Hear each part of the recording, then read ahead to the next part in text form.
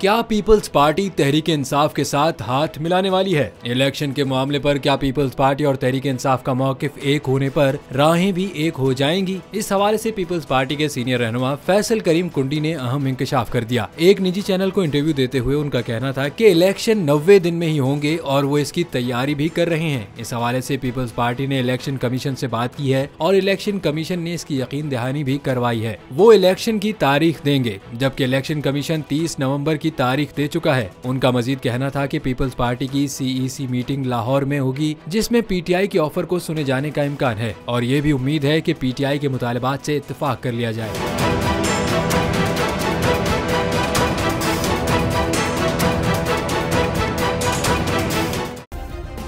Subscribe करें और bell दबाएं ताकि कोई खबर रह न जाए।